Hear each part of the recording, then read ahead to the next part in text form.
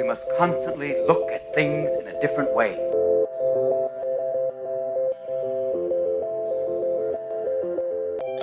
The Healthcare Education Transformation Podcast was created by two physical therapists out of the desire to learn more about the different educational roles in physical therapy and healthcare, and how healthcare education works by talking with educational leaders and people with different perspectives within physical therapy and across interdisciplinary lines on how education can be improved to disrupt the status quo of healthcare education.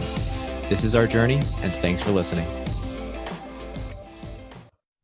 Are you a third-year physical therapy student that excels on tests when you have study guides, checklists, and deadlines? With all of the information available about how to prepare for the NPTE, it's easy to get disorganized and not feel prepared going into the big day. NPTE Prep Success is an online course that provides PT students easy-to-use study guides and step-by-step guidance through the NPTE preparation. To learn more, visit kylericeprep.com.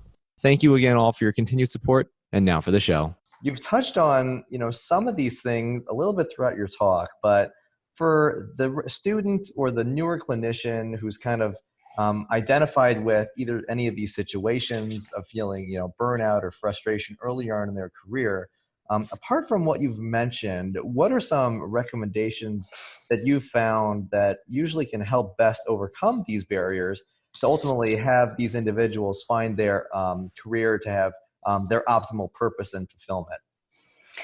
Yeah, it's a great question. I think first and foremost is they have to own their path.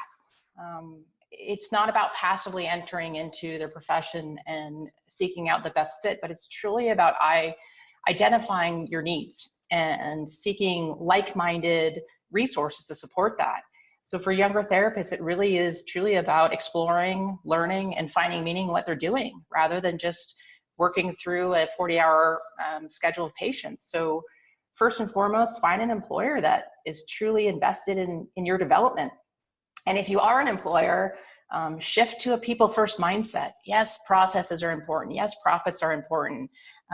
But if you're having turnover issues, if you're having issues with burnout and inconsistency in performance throughout your clinic, it's a great feedback to maybe that your people and your therapist are seeking a different shift in your culture, and one that will have meaningful impact on the success of your business.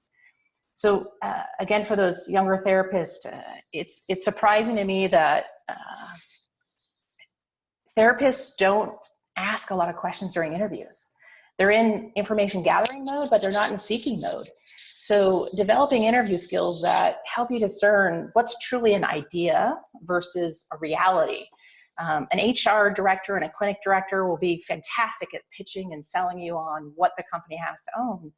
But, take a staff member out to dinner, hear the reality of the job, and it definitely be worth your $30 of taking them out to a decent dinner to kind of get an insight of what their experience has been from as a relatively newer employee, and see if it fits, and just be open and transparent. And we kind of allude, and there's plenty of networking opportunities at local PT events. There's more and more online student resources to discover and hear what's possible and what other people are experiencing. So you don't settle, because there's definitely job opportunities out there. The students I talk to have anywhere between 5 and 7 interviews. And unfortunately, a lot of times when we get into deeper conversation, it comes down to the money. And I know we spoke about earlier as far as what that money translates to as far as an experience as a newer therapist. So that usually is a big part of my conversation with younger therapists. And then in truth and in fairness to all employers, they're not going to be able to provide everything that a newer therapist is looking for. So I usually tell new therapists, what's your top 3? What are the most important things that you need? And if the opportunity that you engage with provides 2 of the 3, you still have to fill that 3rd void, or you're going to feel that you're missing something. So in today's world of social media and podcasts and mentorship opportunities, definitely seek resources to fill the void.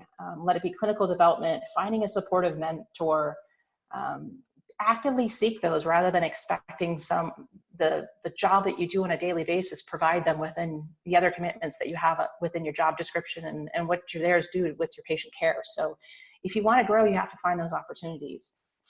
And then lastly, and this is the one that I think is most vital because it's a bigger picture dialogue, is the process of self-awareness. The more formal, the more impactful. And this is not just on the now, but your entire professional life, as well as probably extending beyond the professional side of things. So just like investing, the earlier start, the more you're going to compound your assets. Jobs aren't permanent, but the skills you need are everlasting for your growth and your fulfillment, and having longevity in a career that you've dedicated tons to be successful. And as you mentioned earlier, Brandon, you have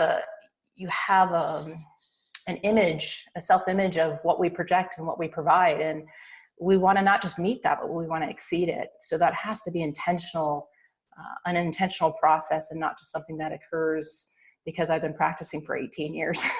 So as I mentioned earlier, the fact that we're talking a lot around the educational and the growth side of things, my self-discovery was that if I wanted it to happen, I was the one that was going to have to make it happen, and using the support of the people around me, the people I chose to create near my circle and chose to have as employers, with that gave me opportunities beyond what I ever thought possible when I graduated way back in the day. So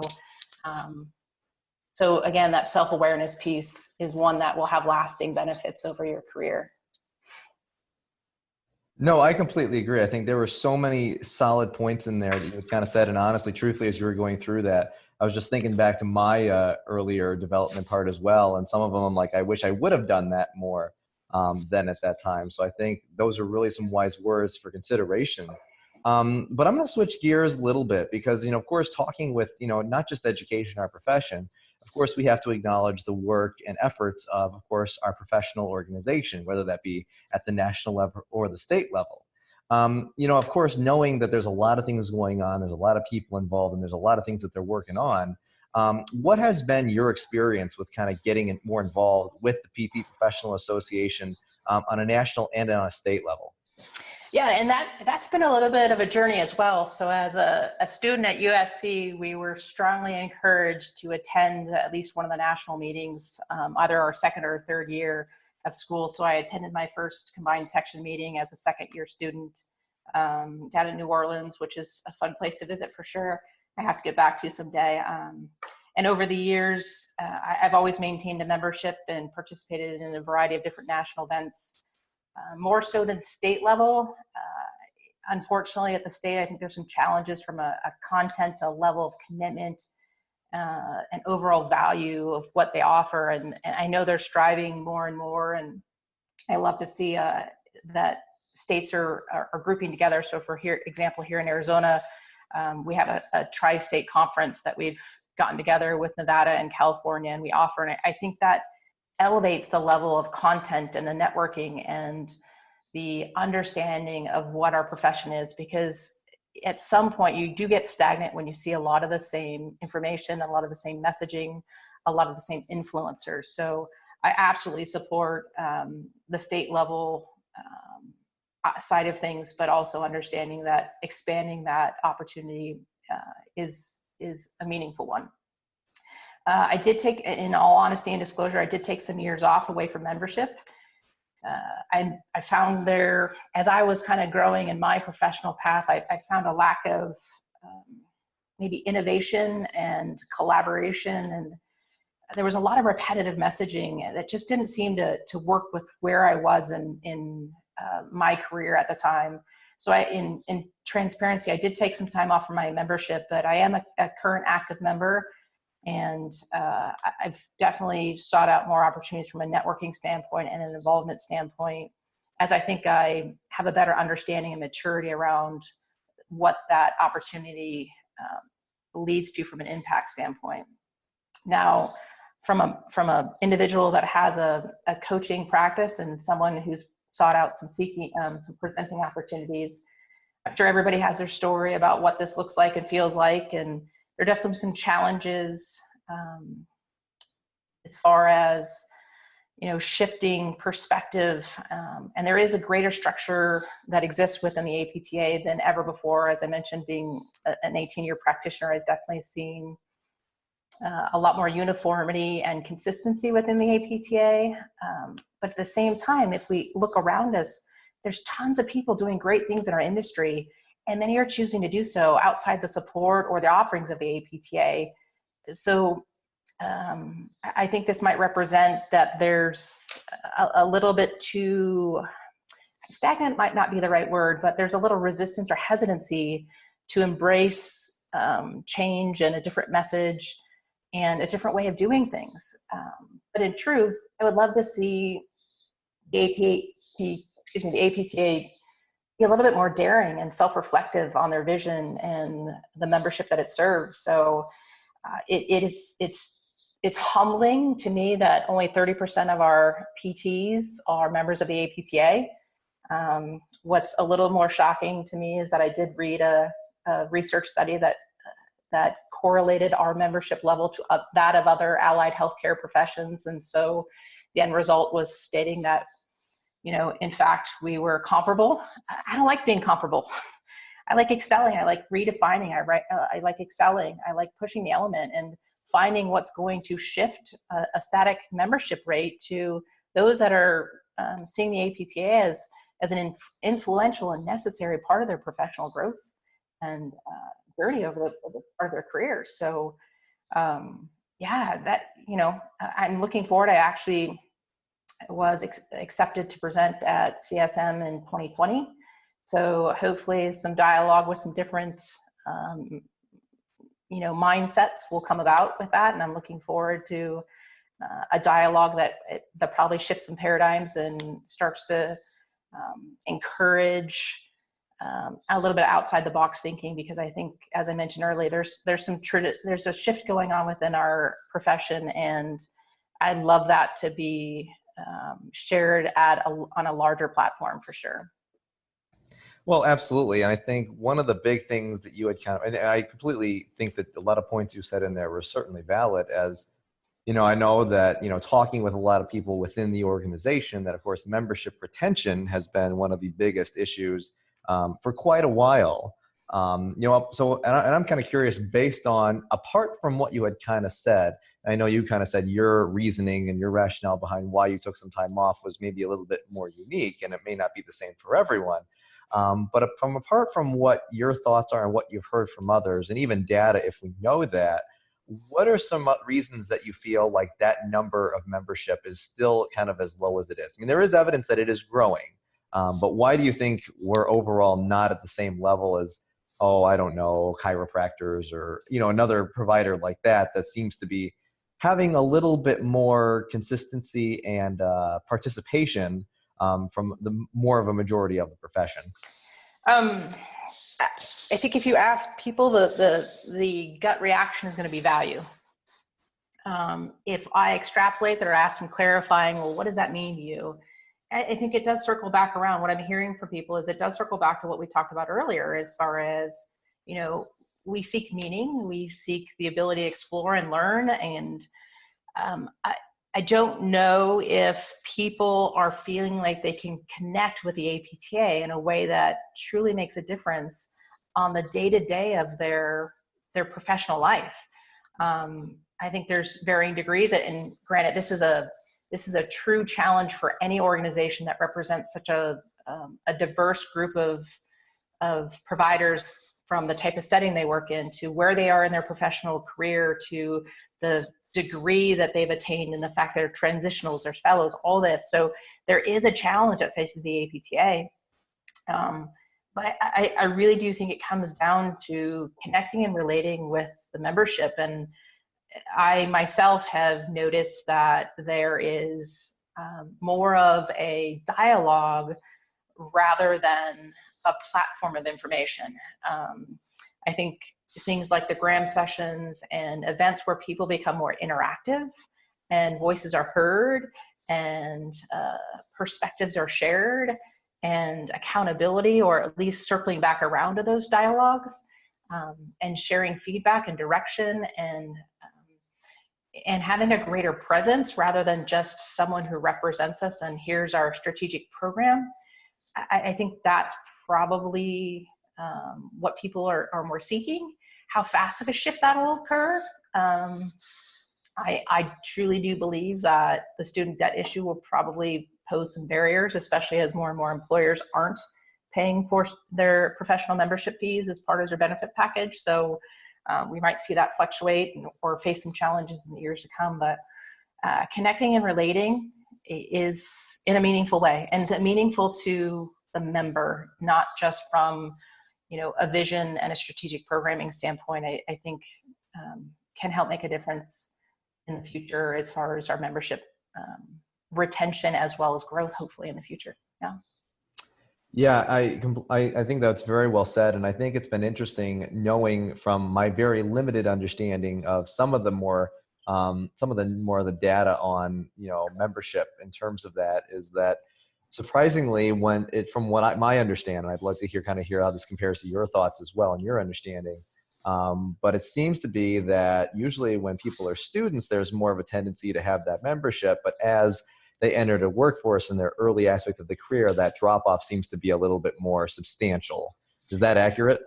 From my experience, yes. I mean, like you, there's a certain amount of data that we can find, and there's an absence of others. So just from experience and talking to therapists and being part of organizations, they basically have to choose. And if it comes down to I pay, $800 a year for a national membership, and what do I get besides journals? I know that's a myopic mindset, but in the truth and reality is we've touched on a couple different points of how much stress and physical well-being is compromised by the financial aspect of it. So being creative on what that can look like from a payment standpoint, this is my experience. I actually am a part of my undergraduate. I'm a lifetime alum member, and recently from them, I received something saying they no longer actually take or require a payment for membership. What they do is they take donations. And is that a reality at the APTA? Maybe, maybe not, but it shows a level of creativity and a message to users or members that they want a different type of relationship, because everything is becoming so subscription based now, and it all feels like, so there's more and more emphasis on what am I getting for my $79 or what am I getting for my $800. So if I'm a student, if I'm looking at $150,000 debt, I probably don't know if I pay $875 to. And that we don't even get into the different components, right? If I want to be part of the private practice section, if I want to be part of the orthopedic or sport, it just starts compounding and becoming more of a mountain. And payment plans can work and be helpful, but to a certain degree, to a limiting degree.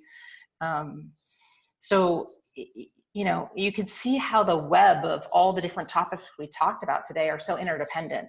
And so addressing the holistic nature of our professional future will take some time, will take some energy, and will take some really, really insightful people. I know in the past, Brandon and I, when we first met, I kind of tickled you and kind of mentioned, hey, you've got a lot of people that like go get a think tank together, go get some thinkers and some movers and some individuals that have some creative perspective on what can work and what should work and where we should be going. Get them in a room and do a roundtable and watch the brilliance. And even if you walk away with one or two things, and that momentum can grow from that, there's always positive energy around those dialogues. And then there becomes support, and then there becomes buy-in, and then there becomes, let's make this happen. I'd like to see more of those type of interactions taking place. And if it's outside of our professional organization, within our professional organization, I think that's a meaningful investment for sure. Absolutely. And have you heard of Jack Chu, by the way, and the 3Rs conference that he's put on? I have not. So it's really interesting. I mean, there's actually it's sort of similar to kind of what you had just mentioned. Of course, he's over in the UK, of course, but he kind of put on an event, I think it was last year. I'll have to triple check that. But he basically did an event similar to that. And it was really interesting to kind of gather what happened following that, what the discussions were, the diversity of people that they had from different walks of life. So, Mm-hmm. I mean, I thought that was really, really, really interesting. And, I think that's certainly a fair option. I think that's, I mean, of course, I mean, always having these kinds of discussions is always a good thing. So it's on your 2020 calendar? Probably more like 2021. Okay, that's fair. That's fair. Let's be realistic here. Going through advanced level training, I'm not going to lie, it's kind of pushed other things to the side temporarily. Yeah, So absolutely. I'm going to be real on that. Yeah. But I want to switch gears a little bit because there's a lot that we've talked about, and specifically how intertwined and multifactorial a lot of these issues and solutions can be. So let's dive into a little bit more specifically on kind of what your contribution is from a coaching standpoint. So what specifically, does your coaching specifically entail, if you wouldn't mind kind of sharing a little bit about, the format of the mentorship, how it's maybe unique compared to other post-professional forms of development, and kind of the ladder of that. Sure. Right now we've got a three-pronged program system, where the first being the personal coaching side of things, where it's really customized, and we set aside time to work through the individual professional journey and identify where their needs are and develop a path based off of that. So it's not a program that I walk everybody through the same information and hope you guys get to the same endpoint. It literally is meeting the therapist where they are, because you could be 3 years out of school, you could be 18 years out of school, you could be an owner, you could be someone looking for change. So the personal coaching side is one-on-one. The second element is kind of online programming. These are webinar-based course content specific to clinical expertise, personal mastery, finding fulfillment in your profession. So that's going to be available. I'm changing platforms right now. I'm trying to get into Kajabi, everything through that format, and that'll be available hopefully in the next few months. And it still is available, but through Kajabi in the next few months. And then lastly, on-site clinical development. So this is truly meant for larger teams or teams of any size, where I come on site, and this is really focusing on the clinical mastery and expertise, and anything from, really understanding an assessment that will allow you to determine if the patient's going to be responsive to PT interventions, a little bit more of a dynamic, unique way than again, what we're taught in school, to figuring how to deal with a little bit more of a complex patient population. What do you do when a shoulder patient doesn't get better and you scratch your head and they should get better? So there's some other things to consider. So really opening up a little bit more of a broad perspective, rather than revisiting a lot of the information that you are familiar with. So in all honesty, one of my pet peeves is going to a PT conference and feeling like I spend a day and a half revisiting things I already know. So I like to create curiosity. I like to make it a little bit uncomfortable, because that's when things start to shift and change in your ability to see what your responsibility is. And I like to definitely have fun and be interactive, and it's case study based, and you could bring patient presentations to that as well. So that one's also flexible to meet the needs of a clinic based off of where they are, what niche of patient population they may see, what type of level of therapists are working there. Let it be all new graduates rather than, a little bit more of a mixed bag. So I go through a questionnaire with the leader, the team leadership, and we go through a questionnaire that helps kind of target the need there. It is a bit different in the sense that, obviously, as I've mentioned, it's a little bit more dynamic and customizable. It is not one of the questions that's pretty commonly asked is about credentialing. For any organization that's tried to go through the credentialing process, there is huge variation amongst the state regulations for continuing competency requirements, and it just creates difficulties in achieving multi-site course approval. So the good news is that many states have categories for what's called a non-approved activity. So in fact, many of these programs would actually be covered as a CEU. We just don't provide you the certificate and all those fancy things with a little gold foil on it.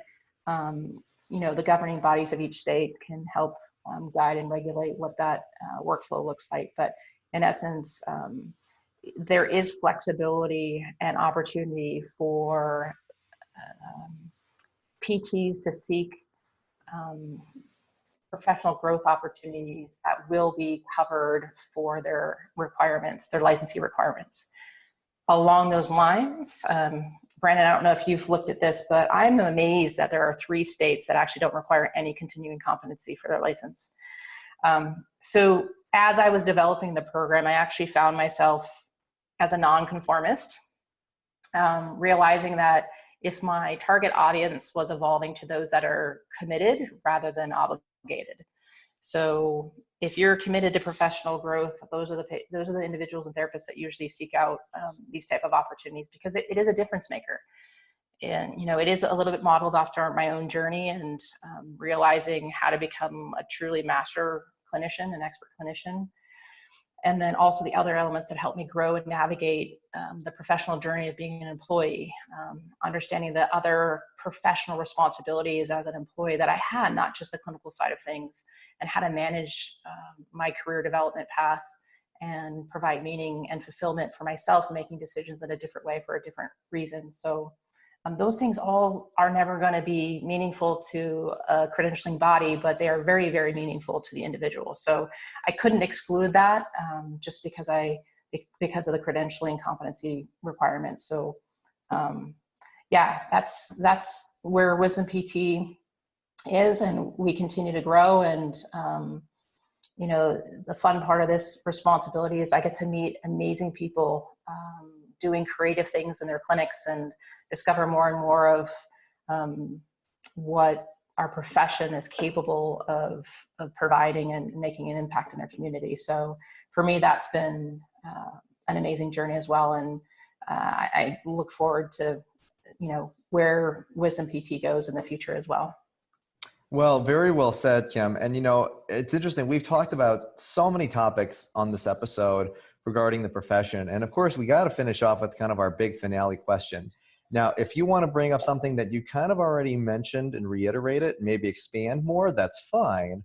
Or if you want to bring up an avenue that we really haven't touched on much, that's equally fine as well. So this is your ultimate choice. So the question is, if you could change one aspect of healthcare education, whether that be physical therapy or otherwise, which aspect would you change and how would you change it? Well, you know, I'm sure most people will say cost, but I'm going to break the trend a little bit, and I'm going to say focus on the human experience and put people first. Our ability to relate is really what dictates our future, not just as a profession, but as individuals. You have to meet people where they are, and let it be a patient, an employee that you've hired that might be struggling to fit into your organization, a colleague, a fellow owner. Again, you have to meet them where they are, and that's where you're going to be able to make a difference and an influence in their life and their career path. From a client perspective, I want to say this as eloquently as I can. They are so much more than what your initial evaluation says as far as your functional impairments, or your impairments, your functional limitations, your diagnoses. They are so, so much more than that. I also want to be a little bit direct in kind of addressing some of the headlines and statistics about the medical community and, you know, poor health or poor care being provided, high costs, patients losing trust in the community, decreasing number of millennials accessing healthcare. There's a growing trend, and it demands that we shift our mindset and truly connect and provide a meaningful impact for our communities, and one in which they define as meaningful.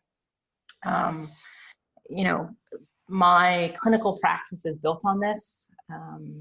It really is hard to have a new patient come into my office and hear the number of practitioners that just simply haven't connected and listened.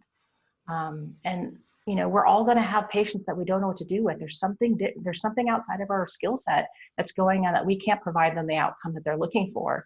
But that doesn't mean that we can't understand how to still be a resource and help guide them along that medical journey.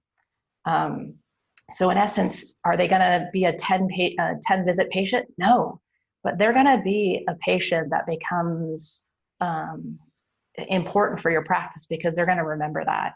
And I get those patients a lot. And so that's a big part of why there's a sustainability in my clinical practice.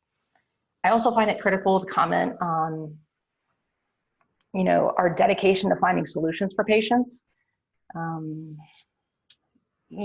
Evidence evidence is important. I don't want anybody to walk away hearing Kim Rondina say that evidence isn't important, but I do want to share a quote from Brett Windsor. He's a fellow with NIOMT. His quote is, "Literature informs the practice of the expert. It doesn't dictate it." I think that people who really understand that are the ones that are transforming the ability of our profession to make a difference for a patient, regardless of what's going on. Evidence will never be able to keep up with the complexity of patient situations that are presenting to us every day in the clinic. So I do value those that kind of take a holistic approach rather than a systematic one in their patient care model. So please be curious, develop your way of seeing a patient on a more holistic level, create amazing outcomes, meaningful relations, and you'll have that autonomy that validates your impact and sustains your ability to thrive.